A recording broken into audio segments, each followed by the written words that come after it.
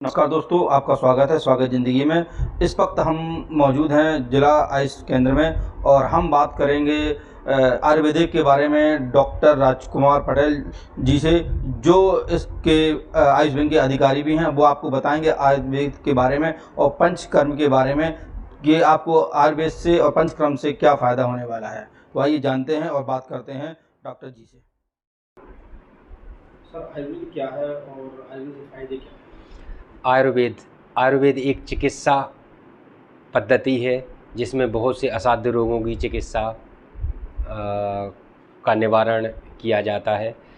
हमारे पुराने आचार्य ऋषि मुनियों ने, आचार्य सुश्रुत, आचार्य चरक और वाग्भट्ट ने आयुर्वेद को एक पाँचवें वेद की चिकित्सा दी है, उपमा दी है। यह एक अपन पाँचवें वेद में इसको गिनते हैं।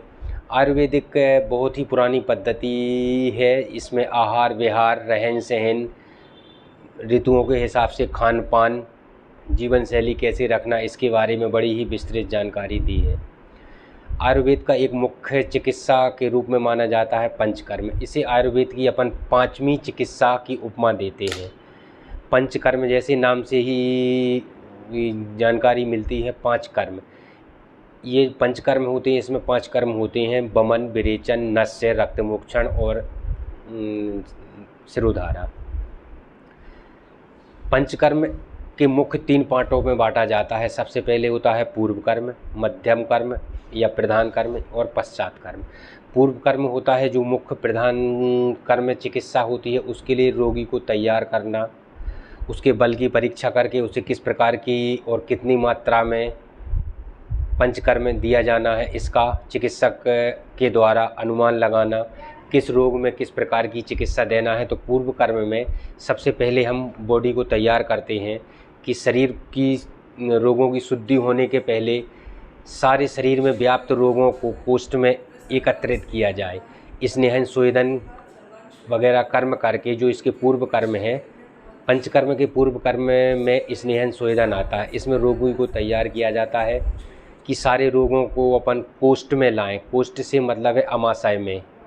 अमाशय में जैसे कफज रोगों में अपन एक रात्रि पूर्व, संध्या पूर्व पेशेंट को अपन भरपेट आकंठ तक दुग्धपान कराते हैं या दही खिलाते हैं, जिससे सारे शरीर का व्याप्त कफ है जो कोष्ठ में इकट्ठा हो जाए, उसको हम वमन कर्म के द्वारा निकालते हैं। स्नेहन में भी यही किया जाता है कि सारे रोगों को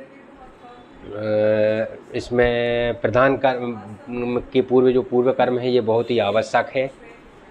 अब आते हैं अपन प्रधान कर्म पर। प्रधान कर्म में जैसे कि मैंने बताया वमन, विरेचन। वमन होता है जो ये कफज रोगों के लिए, वमन का मतलब है वोमिटिंग, उल्टी कराना। शरीर में जो व्याप्त दोष हैं उनको एकत्रित करके एक जगह शरीर में इकट्ठा करके वमन के माध्यम से शरीर से एक्सपल्ट आउट, बाहर निकालना।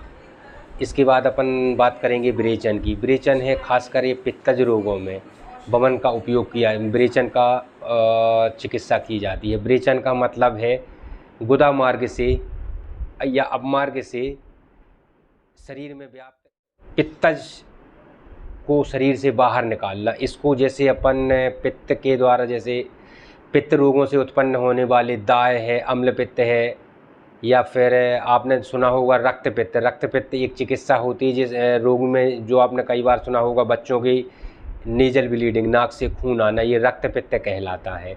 तो इसकी चिकित्सा थोड़ा सा आयुर्वेद में जो बताया गया है, इसका बड़ा ध्यान रखने का काम है यहाँ चिकित्सकों द्वारा, कि इसमें अपन ऊर्ध्वगामी, जो ऊर्ध्वगामी रोग है नाक से आती है, तो इसमें अपन को अधोगामी चिकित्सा देना। अधोगामी मतलब इसकी विरेचन चिकित्सा करना है। अब अपन आते हैं बस्ती। बस्ती का मतलब होता है एनीमा। मॉडर्न भाषा में लोग इसको एनीमा कहते हैं, पर इसको अपन अगर समझें तो ये वातज रोगों के लिए बस्ती बहुत ही सफल। बस्ती को अपन माने तो एक ऐसी चिकित्सा है जिसमें हर रोगों का इलाज संभव है। बस्ती भी कई प्रकार की होती हैं। निरूह बस्ती, अनुवासन बस्ती। अनुवासन बस्ती में अपन थोड़ा स्नेहन वगैरह का कल्क क्वाथ वगैरह बना के उसका बस्ती देते हैं। ये थोड़ा सा चिकित्सकों को यहाँ ध्यान देने की ज़रूरत है कि ये बस्ती कहाँ देना है, कब देना है, कितनी मात्रा में देना है।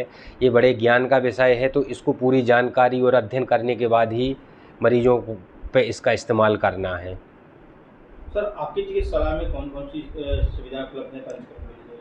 हाँ, ये आपने बहुत अच्छा पूछा। अपने दमोह ज़िले में एक बमन को छोड़ के लगभग पंचकर्म की जो और सारी चीज़ें बचती हैं, ये हमारे अनुभवी चिकित्सक जो हैं आयुष विंग में और ये अपने ज़िला चिकित्सालय में, इनके द्वारा ये किया जा रहा है। थोड़ा सा स्टाफ की कमी होने के कारण अनियमितताएं हैं, पर आयुष विंग में 2012-13 से सतत पंचकर्म चिकित्सा लोगों को दी जा रही है और सारे प्रकार के इसमें रोगी भी हैं। जैसे एक सोराइसिस का पेशेंट था जिसको काफ़ी मेहनत की और उसको काफ़ी हद तक संतोषजनक अपन को उसमें परिणाम भी मिले। इसके बाद सिरोधारा भी की जा रही है। वर्तमान में कुछ लोगों की सिरोधारा हो रही है, नस्य भी हो रहा है। और विरेचन, उनको अपन मृदु विरेचन जो है वो घर पे ही दे देते हैं। उसमें कुछ दवाइयाँ होती हैं जो मरीज को सारे निर्देशित करके कि कब कब किस मात्रा में लेना है, तो वो अपन घर पे कर लेते हैं। तो और अभी ग्रामीण क्षेत्रों में 3 जगह, भूरी, माला बमोरी और सीतानगर, यहाँ पंचकर्म के अपने यंत्र पहुंच चुके हैं। स्टाफ जैसे ही अपना नियुक्त होगा, अपन वहाँ भी पंचकर्म चिकित्सा सुविधा चालू करेंगे। तो आयुर्वेद में मोटापे के लिए कोई इलाज होगा? देखिए, मोटापा तो एक अपने आप में ही बहुत बड़ी बीमारी है। इसमें आयुर्वेद में से अगर अपन इसको जोड़ना चाहें तो इसमें सारी चीज़ों में अपन को कंसीडर करना होंगी। थोड़ा व्यायाम भी करना होगा, खान पान पे भी ध्यान देना होगा। कुछ औषधियाँ हैं जो थोड़ा सा कफ को कम करती हैं, मेद को कम करती हैं। मेद कम होगा तो मोटापा थोड़ा कम हो जाए। मोटापा एक्चुअली एक इसकी इलाज की ज़रूरत नहीं है, इसमें पेशेंट को अवेयर होने की ज़रूरत है कि हमें क्या खाना है, कैसे जीना है, कैसे रहना है, दिन में नहीं सोना है, मीठी चीज़ों का उपयोग कम करना है, पैदल चलना है, व्यायाम करना, खाने के बाद तुरंत आप सोएं ना, कम से कम 1000 योजन तक आप पैदल चलें। इन सारी चीज़ों से मोटापे पे काफ़ी हद तक नियंत्रण किया जा सकता है। तो भारत में शुगर के पेशेंट अत्यधिक मात्रा में पाए जाते हैं, आयुर्वेदिक में इसके लिए कोई उचित इलाज? मैंने देखिए पहले ही कहा, आयुर्वेद में आहार विहार, आपको क्या खाना है क्या नहीं खाना है। आहार का मतलब हो जाता है नवीन अन्नपान गुण विकृति, इसमें एक श्लोक आया है। तो मैं वैसे अगर इस टिपिकल भाषा में समझाऊं तो थोड़ा समझने में आपको कठिनाई होगी। मैं आपको बड़ी सरल भाषा में बोलता हूं। जो डायबिटीज़ या मधुमेह होता है, ये केवल नव अन्न माने नए चावल वगैरह खाने से है। ज़्यादा गुड़ और उससे विकृत, जैसे गन्ने के द्वारा बनी हुई चीज़ें, शुगर, चीनी है, इन सारी चीज़ों का है। आजकल ये जिंक फूड वगैरह है, व्यायाम ना करना, आलस बना रहना, ये सारी चीज़ें हैं, ये शुगर के मुख्य निदान हैं। चिंता भी इसका एक, आज के वर्तमान समय में चिंता भी एक इसका बहुत बड़ा कारण है।